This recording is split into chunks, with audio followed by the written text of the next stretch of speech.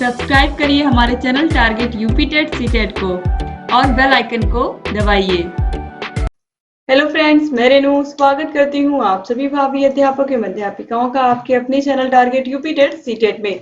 दोस्तों, आज की इस वीडियो में हम आपके डीएलएड फोर्थ सेमेस्टर के सेकेंड पेपर शैक्षिक प्रबंधन एवं प्रशासन के अंतर्गत पवन सीरीज के अति लघु उत्तरीय क्वेश्चंस की सीरीज में हम क्वेश्चन नंबर 1 से पढ़ने वाले हैं। दोस्तों, आपकी जो पूरे अति लघु उत्तरीय क्वेश्चंस हैं आपके सेकेंड पेपर में पवन सीरीज में, इसको हम 3 पार्ट में पढ़ेंगे और फर्स्ट पार्ट आज यहाँ पर हम टोटल 50 क्वेश्चंस पढ़ने वाले हैं इस वीडियो में। और ये बहुत महत्वपूर्ण है। आप देखिए, जो पिछले ईयर्स में पूछे गए क्वेश्चंस हैं वो भी आपको यहाँ पर मिल रहे हैं। तो इससे ये फायदा होता है कि आपका प्रीवियस ईयर क्वेश्चन पेपर भी एक तरीके से आप सॉल्व कर लेते हो अगर यहाँ पर इन सभी क्वेश्चंस को आप ध्यान से पढ़ लेते हो।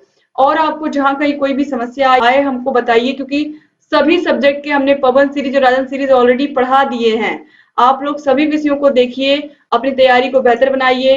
हमारा पवन सीरीज और राजन सीरीज पढ़ाने का उद्देश्य एक ही है कि जितने अधिक से अधिक आप लोग बहुविकल्पी क्वेश्चंस को प्रैक्टिस करके जाएंगे, इसके अलावा अति लघु उत्तरीय क्वेश्चंस को प्रैक्टिस करके जाएंगे, आप उतना बेहतर तरीके से एग्जाम में स्कोर कर पाएंगे। दोस्तों, उम्मीद करती हूँ कि आप सभी लोग जरूर सारे के सारे विषयों के बहुविकल्पी और अति लघु उत्तरीय क्वेश्चंस को देखेंगे। इसके अलावा जो मैंने हैंड रिटन नोट्स में सारी क्लासेस अवेलेबल कराई हैं आप लोगों के लिए, उन क्लासेस को भी आप देखेंगे। और अगर आपको 8 के 8 विषयों की पूरी पीडीएफ चाहिए, इसके अलावा आपको पवन सीरीज की पूरी पीडीएफ चाहिए, रजन सीरीज की पूरी पीडीएफ चाहिए, और आप जहां पर वीडियो देखें वहां पर आपको कोई ऐड या कोई प्रचार ना आए, तो इसके लिए आप आसानी से ऐप को डाउनलोड कर लीजिए। दोस्तों, ऐप को लाने का एक ही उद्देश्य था कि कम से कम समय में बिना किसी डिस्टरबेंस के आप लोग अपनी तैयारी को बेहतर से बेहतर कर पाएं। तो app target UP TET CTET app की लिंक आपको डिस्क्रिप्शन बॉक्स और कमेंट बॉक्स में मिल जाएगी। ऐप को आप लोग डाउनलोड कर लीजिए और सारी चीजें आपको वहां पर मिलेंगी। आपको किसी भी वीडियो को ढूंढने की जरूरत नहीं पड़ेगी, सारे के सारे चैप्टर वाइज आपको सारी वीडियोस मिलेंगी वहां पर। और अपनी तैयारी अगर आप अच्छा करना चाहते हैं और वाकई फोर्थ सेमेस्टर में भी टॉप करना चाहते हैं, तो सबसे सरल तरीका यही है कि आप लोग ऐप को जरूर डाउनलोड कर लें। और आप लोग को यूट्यूब पर भी 8 के 8 सब्जेक्ट की वीडियोस मिलेंगी, उसकी भी प्लेलिस्ट मिलेगी, तो डिस्क्रिप्शन बॉक्स और कमेंट बॉक्स में वहां पर भी जाकर के आप सारे वीडियोस को देख सकते हैं। दोस्तों, अब यहाँ पर चलिए अति लघु उत्तरीय क्वेश्चंस को हम स्टार्ट करते हैं। तो पहला क्वेश्चन यहाँ पर है, देखिए, शैक्षिक प्रबंधन से आप क्या समझते हैं? शैक्षिक प्रबंधन से आशय कक्षा कक्ष प्रबंधन, शिक्षण अधिगम सामग्री प्रबंधन, लर्निंग कॉर्नर एवं पुस्तकालय प्रबंधन, पाठ्य पुस्तकें, कार्य पुस्तिकाएं, शिक्षक संदर्शिकाएं, शब्दकोश का प्रयोग एवं प्रबंधन इत्यादि से है। शैक्षिक प्रबंधन का मतलब होता है दोस्तों कि कक्षा कक्ष का प्रबंधन, यानी कि कक्षा कक्ष में बच्चों की बैठक किस प्रकार है, बच्चे किस तरीके से बैठे हैं, छोटे बच्चे जो हैं उनको आगे बिठाया जाए, जो बड़े बच्चे हैं जिनको ब्लैक बोर्ड पीछे से भी दिख सकता है उन्हें पीछे बिठाया जाए, या फिर ऐसे बच्चे जिनको देखने में सुनने में प्रॉब्लम है उन बच्चों को भी आगे बिठाया जाए। इसके अलावा शिक्षण अधिगम सामग्री, टीचर कौन कौन सी शिक्षण अधिगम सामग्रियों का प्रयोग करते हैं जिससे बच्चे आसानी से सीख पाए। स्कूल में लर्निंग कॉर्नर है, तो लर्निंग कॉर्नर में महत्वपूर्ण चीजें हैं कि नहीं जिससे बच्चे सीख पाए, किताबें हैं कि नहीं, या फिर ऐसी चीजें जिससे बच्चे खुद सीख सकते हैं। पुस्तकालय विद्यालय में होना बहुत जरूरी है, पुस्तकालय में हर एक क्लास की अच्छी से अच्छी पुस्तकें होनी चाहिए। इसके अलावा पाठ्य पुस्तकें बच्चों को जो निःशुल्क मिलती हैं, कार्य पुस्तिकाएं, वर्क बुक, इनको भी स्कूल में भरवाया जाए। तो इन सभी बातों का ध्यान रखना होता है शैक्षिक प्रबंधन में। और शैक्षिक प्रबंधन में महत्वपूर्ण भूमिका किसकी होती है? प्रधानाध्यापक की होती है। तो देखिए, 2021 में ये क्वेश्चन पूछा गया है। इसके बाद देखिए, यहाँ पर दूसरा क्वेश्चन है, ग्राम शिक्षा समिति के खाते का संचालन कौन करता है? ग्राम शिक्षा समिति का जो खाता होता है उसका संचालन ग्राम प्रधान एवं प्रधानाध्यापक, यानी कि ज्वाइंट अकाउंट होता है इनका। और ग्राम शिक्षा समिति का अध्यक्ष कौन होता है? ग्राम प्रधान। ग्राम शिक्षा समिति का सचिव कौन होता है? प्रधानाध्यापक। और ग्राम शिक्षा समिति में कितने अभिभावक होते हैं? 3, और 3 अभिभावकों में से 1 महिला का होना बहुत जरूरी है। ये इतना इंपॉर्टेंट क्वेश्चन है कि जिन भी प्रशिक्षुओं ने बहुविकल्पी क्वेश्चंस को पढ़ा है पूरे का पूरा, उनको पता होगा कि ग्राम शिक्षा समिति से बहुत क्वेश्चन आए हैं एग्जाम में। अब देखिए, 2021 में पूछा भी गया है। अब देखिए, इसके बाद क्वेश्चन नंबर 3 है, राष्ट्रीय स्तर पर प्रारंभिक शिक्षा के 3 संगठनात्मक संस्था या कार्य करने वाले अभिकरण का नाम बताइए। तो राष्ट्रीय स्तर पर सबसे पहले तो एनसीईआरटी है, राष्ट्रीय शैक्षिक अनुसंधान एवं प्रशिक्षण परिषद। जिसमें भी राष्ट्रीय लगा इसका मतलब वो क्या है? राष्ट्रीय स्तर पर, यानी कि नेशनल लेवल पर वो हमारे प्रारंभिक शिक्षा के लिए कार्य कर रही हैं। इसके बाद एनसीटी तो शिक्षकों की शिक्षा के लिए ही बनाया गया है, तो national council for teacher education. इसके बाद देखिए है इंदिरा गांधी राष्ट्रीय मुक्त विश्वविद्यालय इग्नू, तो ये तीनों का नाम आप याद रखिएगा। अब इसके बाद देखिए क्वेश्चन नंबर 4 है एनपीआरसी के समन्वय के कार्यों को बताइए। तो एनपीआरसी जो होता है न्याय पंचायत संसाधन केंद्र, यह बीआरसी के बाद आता है। तो देखिए यहाँ पर इसके अंतर्गत निम्न कार्य सम्मिलित होते हैं। तो विद्यालय भ्रमण एवं शैक्षिक अनुसमर्थन करना, यानी कि जो एनपीआरसी समन्वयक होते हैं या एनपीआरसी समन्वयक को हम संकुल कहते हैं। और संकुल का काम होता है कि सारे विद्यालयों का भ्रमण करना और देखना कि सारे स्कूलों में सही से काम हो रहा है, और जहाँ कहीं कोई समस्या है, कोई संसाधनों की कमी है, वहां पर संसाधनों को उपलब्ध कराया जाए। इसके बाद देखिए दोस्तों यहाँ पर विद्यालय का श्रेणीकरण, जिसका आधार भौतिक वातावरण, शिक्षक एवं शिक्षण विधि तथा मूल्यांकन होता है। इसके बाद देखिए यहाँ पर बैठकों एवं गोष्ठियों का आयोजन होता है, प्रतियोगिताओं का आयोजन होता है।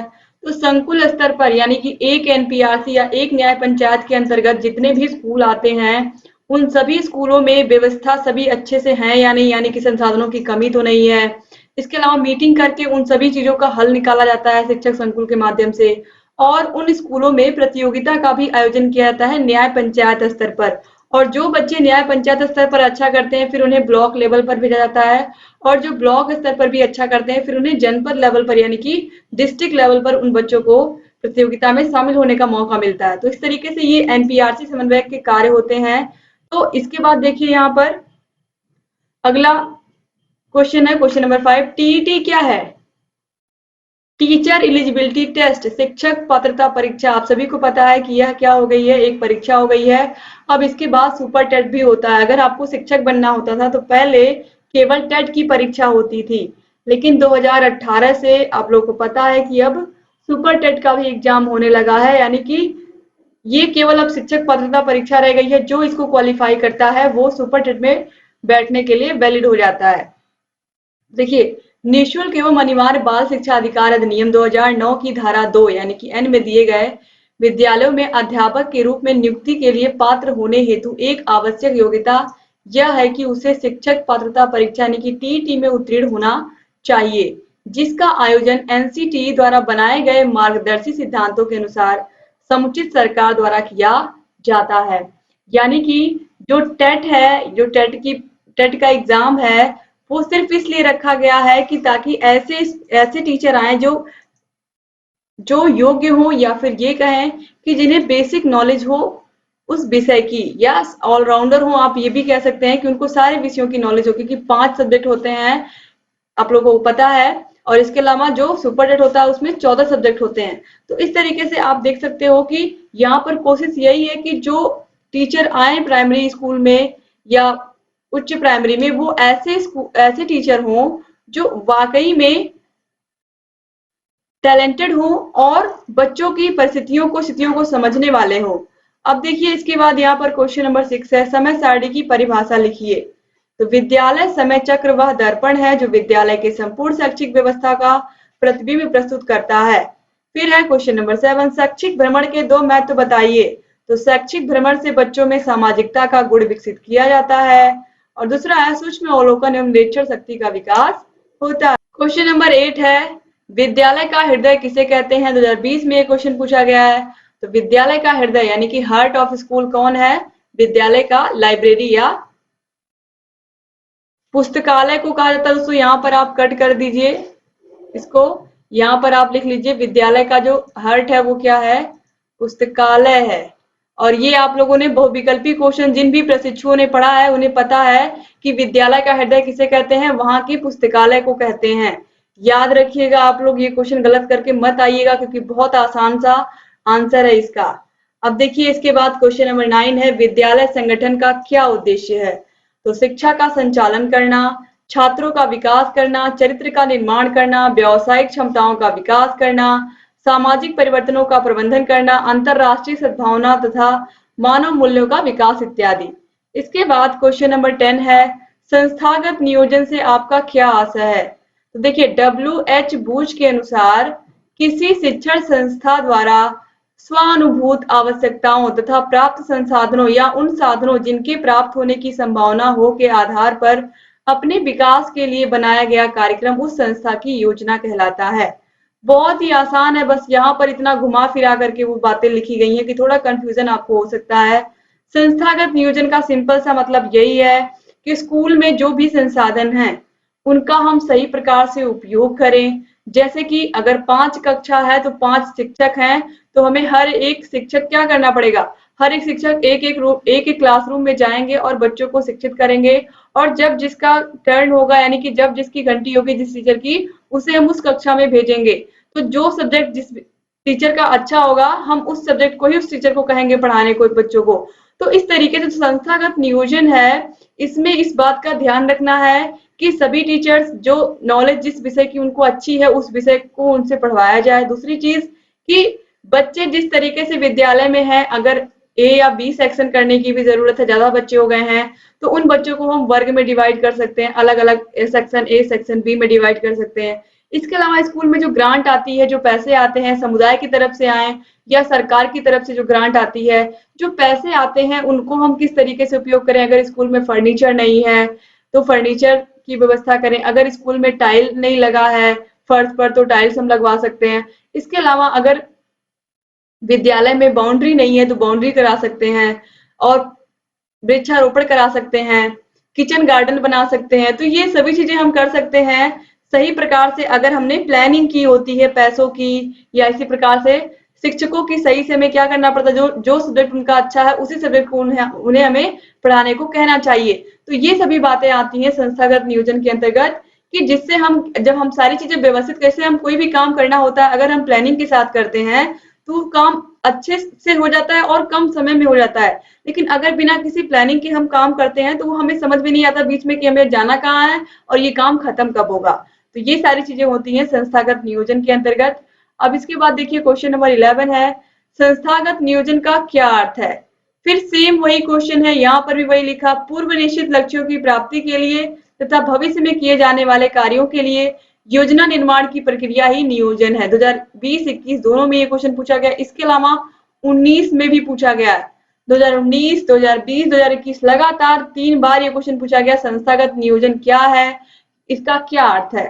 तो हम एक लक्ष्य डिसाइड करते हैं कि इस लक्ष्य को हमें प्राप्त करना है, या अगले साल तक हमारे स्कूल में अगर फर्नीचर नहीं है तो हमें फर्नीचर की आवश्यकता पूरा कर लेना है।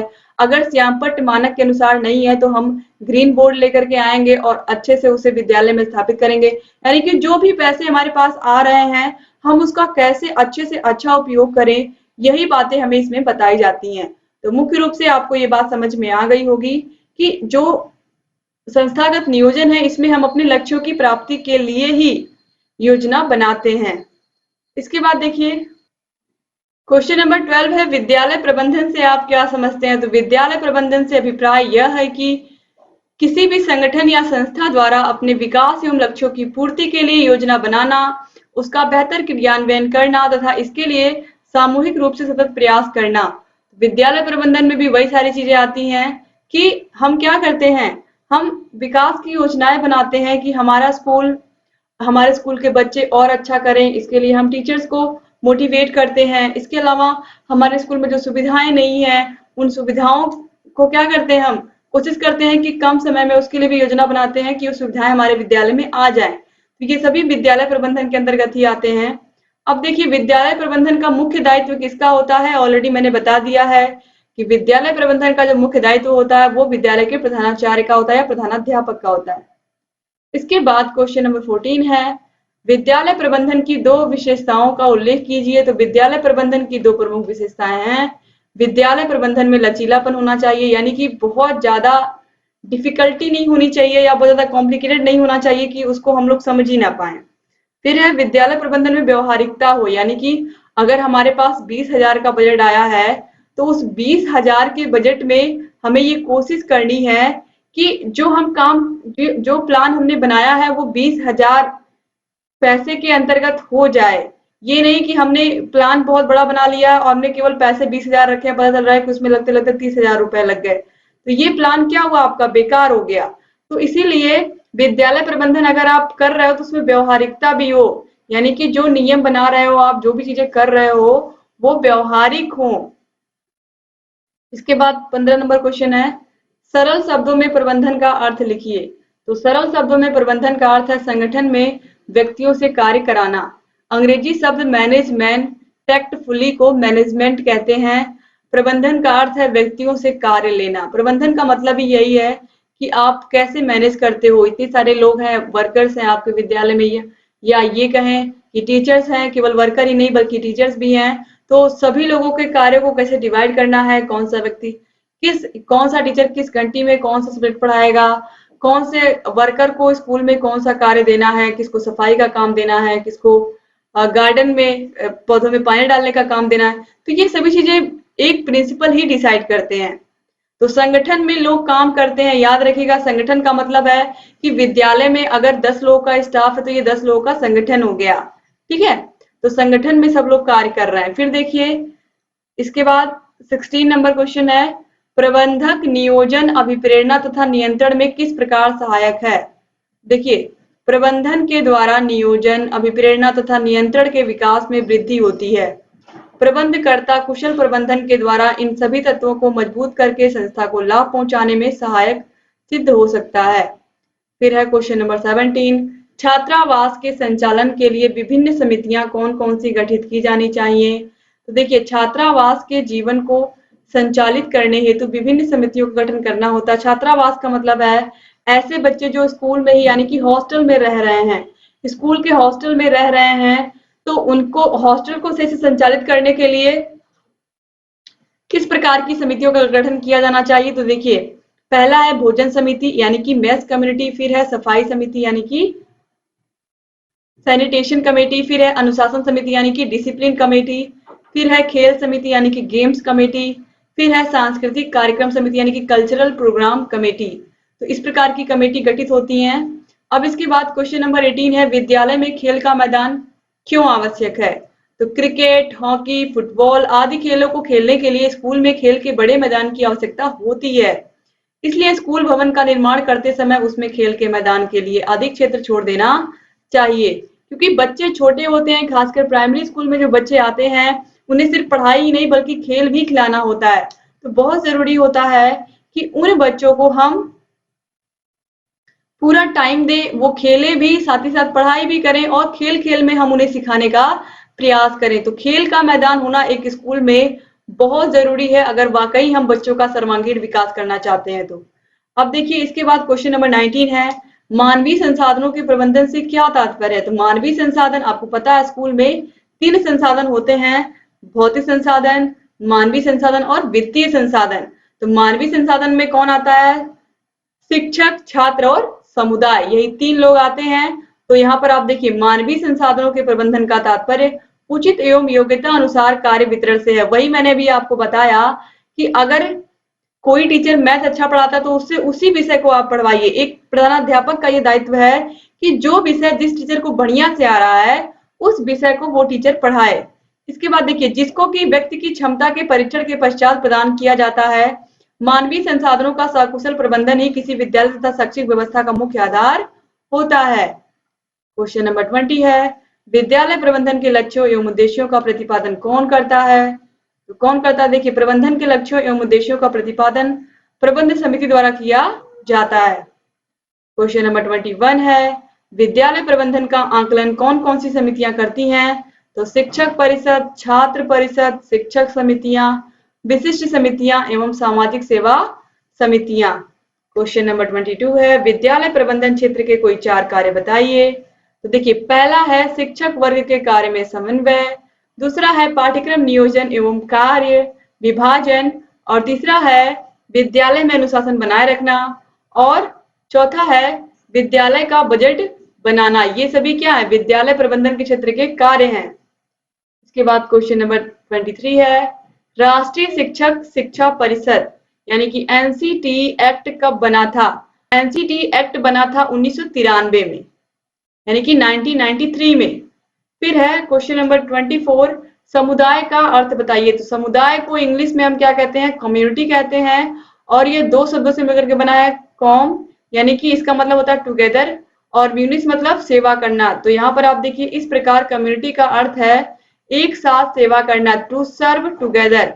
तो बोगार्ट्स ने समुदाय की परिभाषा देते हुए कहा है कि समुदाय एक ऐसा सामाजिक समूह है जिसमें कुछ मात्रा में हम की भावना होती है और वह एक क्षेत्र विशेष में रहता है।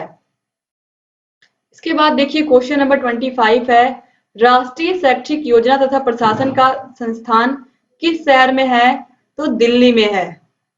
क्वेश्चन नंबर 26 है, मातृ शिक्षक संघ की स्थापना क्यों की गई? तो शैक्षिक एवं सामाजिक लाभ की सूचनाओं को महिलाओं तक पहुंचाने के लिए मातृ शिक्षक संघ की स्थापना की गई।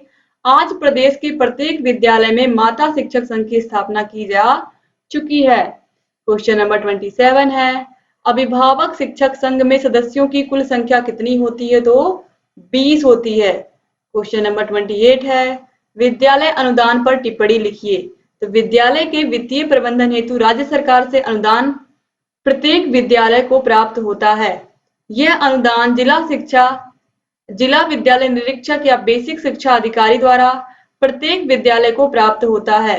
इसी अनुदान से विद्यालय के खर्चे चलते हैं। अब शिक्षकों का भुगतान भी बेसिक शिक्षा अधिकारी द्वारा किया जाता है। क्वेश्चन नंबर 29 है, समुदाय से प्राप्त धन क्या होता है? तो विद्यालय को समुदाय के सदस्यों या धनी मानी तथा समाज सेवी संस्थाओं द्वारा विद्यालय के क्रियाकलापों हेतु धन दिया जाता है। यह धन भी विद्यालय की वित्त व्यवस्था को सुधारने में सहायक होता है। समुदाय के सदस्य विद्यालय में कमरे का निर्माण करा देते हैं, यानी कि जिस स्कूल में कमरों की कमी है उसमें और अतिरिक्त कक्ष बनवा दिए जाते हैं। इसके बाद देखिए क्वेश्चन नंबर 30 है, कक्षा कक्ष प्रबंधन से क्या आशय है? तो वर्तमान समय में कक्षा कक्ष प्रबंधन का तात्पर्य उन भौतिक एवं मानवीय व्यवस्थाओं से होता है जिससे शिक्षण अधिगम प्रक्रिया को प्रभावी बनाया जा सके। कक्षा कक्ष के प्रबंधन से अभिप्राय कक्षा से संबंधित उपकरणों की व्यवस्था करना है। क्वेश्चन नंबर 31 है, आदर्श विद्यालय से आपका क्या आशय है? एक आदर्श विद्यालय भवन अत्यंत विशाल एवं विस्तृत होता है। इसकी कलाकृति आकर्षक लगने वाली हो तथा इसमें छात्रों के चलने फिरने की पूर्ण व्यवस्था हो। इसके बाद क्वेश्चन नंबर 32 है, पुस्तकालय सुधार संबंधी कोई 4 उपाय बताइए। तो पुस्तकालय में फर्नीचर की व्यवस्था हो, दूसरा है बुक बैंक की स्थापना की जाए, तीसरा है पुस्तकालय में लाइब्रेरी कार्ड द्वारा प्रवेश दिया जाए, चौथा है विद्यालय समय सारणी में पुस्तकालय कालांश निर्धारित हो, यानी कि स्कूल में 1 घंटी ऐसी होनी चाहिए जिसमें बच्चे पुस्तकों को पढ़ें या पुस्तकालय में जाकर के किताबों को पढ़ें। इसके बाद देखिए खेल का क्या महत्व है? तो ये बताने की जरूरत नहीं है कि खेल कितना महत्वपूर्ण होता है बच्चे के शारीरिक विकास के लिए, बच्चे के मानसिक विकास के लिए। तो देखिए छात्रों के स्वास्थ्य एवं आंतरिक प्रवृत्तियों की अभिव्यक्ति एवं विकास की दृष्टि से खेल का विशेष महत्व होता है। इसके बाद क्वेश्चन नंबर 34 है, एनपीआरसी का प्रमुख कौन होता है? तो एनपीआरसी का प्रमुख संकुल प्रभारी होता है।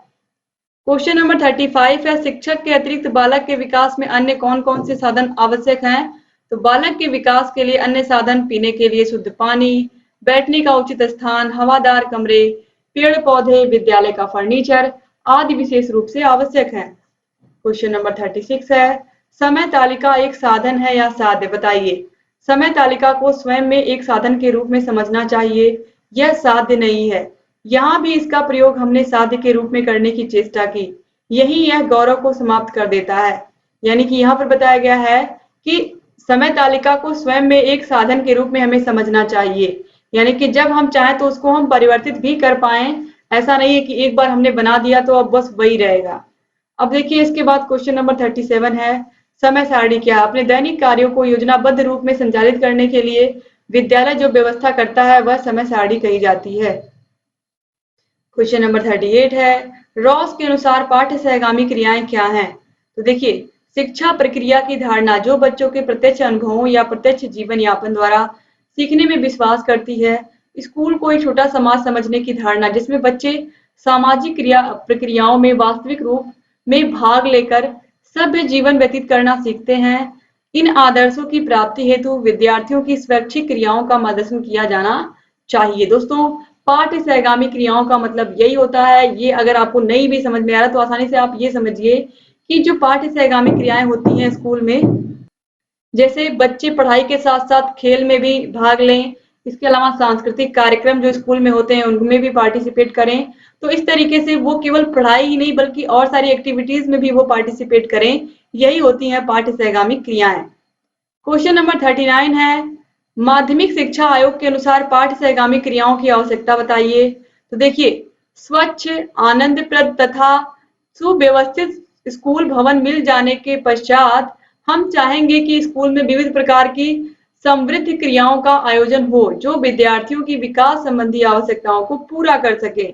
उसमें मनोरंजक कार्यों यानी कि हॉबीज, क्रियाओं यानी कि ऑक्यूपेशंस तथा योजनाओं यानी कि प्रोजेक्ट की व्यवस्था करनी होगी जो बच्चों को प्रभावित करे और उनकी विभिन्न रुचियों को विकसित करे। कोई बच्चा गाने में अच्छा है, कोई बच्चा डांस में अच्छा है, कोई बच्चा बहुत अच्छा कोई इंस्ट्रूमेंट बजाता है, ढोलक बजाता है या तबला। इस तरीके से जो भी बच्चे के अंदर टैलेंट है हम उसको भी निखारने की कोशिश करें पाठ्य सहगामी क्रियाओं के माध्यम से। क्वेश्चन नंबर 40 है, स्वास्थ्य के संबंध में विवेकानंद ने क्या कहा है। तो विवेकानंद स्वास्थ्य को लेकर के इन्होंने क्या कहा, आज भारत को भगवत गीता की नहीं बल्कि फुटबॉल के मैदान की आवश्यकता है। क्वेश्चन नंबर 41 है, ग्राम शिक्षा समिति का अध्यक्ष कौन होता है। तो ग्राम शिक्षा समिति का अध्यक्ष ग्राम प्रधान होता है। क्वेश्चन नंबर 42 है, शैक्षिक उपकरणों के अंतर्गत क्या क्या सामग्रियां आती हैं। तो श्यामपट्ट, चार्ट, मॉडल, मानचित्र, रेखा चित्र, आकृतियां, ग्राफ तथा विज्ञान शिक्षण सामग्री आदि। क्वेश्चन नंबर 43 है, पेयजल व्यवस्था से क्या अभिप्राय है। तो देखिए, विद्यालय में पेयजल की व्यवस्था वातावरण के अनुकूल होनी चाहिए। पीने के पानी की व्यवस्था स्वच्छ स्थान पर हो अर्थात शौचालय के आसपास नहीं होना चाहिए। फिर है क्वेश्चन नंबर 44, मानवीय संसाधन के अंग बताइए। तो मानवीय संसाधन में कौन आता है, प्रधानाध्यापक और शिक्षक, ये दोनों एक में ही आते हैं, इनको अलग मत करिएगा। शिक्षक में ही प्रधानाध्यापक भी आ जाएंगे। छात्र और समुदाय, शिक्षक, छात्र और समुदाय। फिर है क्वेश्चन नंबर 45, मानवीय संसाधन के प्रबंधन की कोई दो विशेषताएं लिखिए। देखिए, पहला है मानवीय संसाधनों का प्रबंधन एक उत्तम शिक्षा व्यवस्था के लिए अति आवश्यक माना जाता है। दूसरा है मानवीय संसाधन के प्रबंधन से विद्यालय में सुधार होता है क्योंकि प्रत्येक व्यक्ति निर्धारित कार्य में निष्ठा के साथ संलग्न रहता है। क्वेश्चन नंबर 46 है, एक सफल शिक्षक में कोई दो गुणों का उल्लेख करिए। तो देखिए, जो पहला है, अध्यापक शारीरिक एवं मानसिक रूप से स्वस्थ एवं चरित्रवान होना चाहिए। और दूसरा है, अध्यापक को मनोविज्ञान का व्यवहारिक ज्ञान हो जिससे कि वह बालकों की विभिन्नताओं, रुचियों, प्रेरणाओं एवं योग्यताओं को समझकर उचित मार्गदर्शन कर सके। आप लोग भी शिक्षक बनने जा रहे हैं तो एक शिक्षक की क्या क्या विशेषताएं होनी चाहिए। इसके अलावा जो सबसे महत्वपूर्ण विशेषता है एक सफल शिक्षक की, वो इसमें नहीं लिखी गई है और वो ये है कि जो शिक्षक हो वह अपने विषय में टैलेंटेड हो, ये कह सकते हैं, या फिर ये कह सकते हैं कि अपने विषय में दक्ष हो। जिस भी विषय को वह पढ़ करके आया है, जिस भी विषय में उसने स्नातक किया है या आगे की पढ़ाई की है, उस विषय में वो दक्ष हो। एक सफल शिक्षक सबसे पहले उसके अंदर कॉन्फिडेंस तभी आएगा जब वह अपने विषय के बारे में जानकारी रखता होगा। उसके बाद फिर उसका स्वस्थ रहना और मानसिक रूप से स्वस्थ रहना ये तो बहुत जरूरी है ही, क्योंकि अगर शिक्षक स्वस्थ नहीं रहेगा, मानसिक रूप से उसके ऊपर कोई दबाव रहेगा तो वह अपना काम अच्छे से नहीं कर पाएगा। फिर देखिए क्वेश्चन नंबर 47, विद्यालय प्रबंध समिति में महिलाओं का परसेंटेज कितना होता है। दोस्तों, विद्यालय प्रबंधन समिति में या विद्यालय प्रबंध समिति में एसएमसी में महिलाओं का परसेंटेज 50% होता है। यहाँ पर गलत दिया है, आप लोग सही कर लीजिए, 50% महिलाएं होती हैं। फिर देखिए क्वेश्चन नंबर 48, वाद विवाद व भाषण से क्या लाभ है। देखिए, वाद विवाद या भाषण से लाभ क्या होता है। तो मैग्नोन के अनुसार बौद्धिक रुचियों एवं योग्यताओं, अभिव्यक्ति प्रवाह, स्पष्ट चिंतन, आधुनिक जीवन की महत्वपूर्ण बातों के प्रति प्रशंसात्मक दृष्टिकोण, इसके अलावा आत्मनिर्भरता, आत्मविश्वास, संतुलन तथा अन्य वांछनीय गुणों के विकास हेतु वाद विवाद व भाषण के समान कोई क्रिया नहीं है। यानी कि इससे बच्चों की बौद्धिक रुचियों का विकास होता है, अभिव्यक्ति, चिंतन करने की क्षमता उनकी बढ़ती है और वह किसी समस्या को कैसे देखना है, किस किस एंगल से देखना है, यह भी सीख जाते हैं। क्वेश्चन नंबर 49 है, राष्ट्रीय पर्व हमारे कौन कौन से हैं। हम सभी को पता है 15 अगस्त, 26 जनवरी और गांधी जयंती। तो 15 अगस्त को हम क्या कहते हैं, स्वतंत्रता दिवस, और 26 जनवरी को गणतंत्र दिवस और यहाँ पर गांधी जयंती। इसके बाद देखिए क्वेश्चन नंबर 50, सूचना एवं अभिलेखों का विद्यालय प्रबंधन में स्थान बताइए। तो सूचना एवं अभिलेखों का विद्यालय प्रबंधन में महत्वपूर्ण स्थान होता है। प्राप्त सूचनाओं को लिखित रूप में रखना ही अभिलेख कहलाता है। अभिलेखों के द्वारा संबंधित व्यक्तियों को विभिन्न प्रकार की सूचनाएं दी जाती हैं, अतः सूचना एवं अभिलेख एक दूसरे के पूरक होते हैं। तो इस तरीके से यहाँ पर आप लोगों ने जितनी भी चीजें पढ़ी हैं, ये सब बहुत बहुत महत्वपूर्ण चीज, जितने भी क्वेश्चंस आप लोगों ने पढ़े सारे बहुत महत्वपूर्ण थे। तो पार्ट 1 यहाँ पर आपका खत्म होता है। पार्ट 2 में फिर हम 50 क्वेश्चंस को पढ़ेंगे और इस तरीके से जितने भी क्वेश्चन है सारे के सारे हम कंप्लीट कर लेंगे। आप लोग अपनी तैयारी को बेहतर बनाइए, जहां कहीं कोई भी समस्या आ रही है हमसे पूछते रहिए और लगातार आपके लिए वीडियोस हम लेकर के आते रहेंगे दोस्तों, और आपकी तैयारी को बेहतर कराते रहेंगे। बस आप ऐसे ही चैनल से बने रहिए, जहां कहीं कोई भी समस्या आ रही है हमसे बताते रहिए। डिस्क्रिप्शन बॉक्स, कमेंट बॉक्स में 8 विषयों की लिंक मिल जाएगी, और अगर आपको सारे विषयों की पीडीएफ चाहिए तो पीडीएफ के लिए ऐप को डाउनलोड कर लीजिए। ऐप की लिंक भी आपको डिस्क्रिप्शन बॉक्स और कमेंट बॉक्स में मिल जाएगी। अगर चैनल को अभी तक आपने हमारे सब्सक्राइब नहीं किया तो प्लीज सब्सक्राइब कर दीजिए, और जहां कहीं कोई भी समस्या आ रही है हमसे बताते रहिए, और रेगुलर वीडियोस आप देखते रहिए और अपनी तैयारी को बेहतर बनाते रहिए। दोस्तों मिलते हैं नेक्स्ट वीडियो में, तब तक अपना ख्याल रखिएगा, आप लोग अपनी फैमिली का भी ख्याल रखिएगा और ऐसे ही हमारे चैनल से बने रहिएगा। जय हिंद।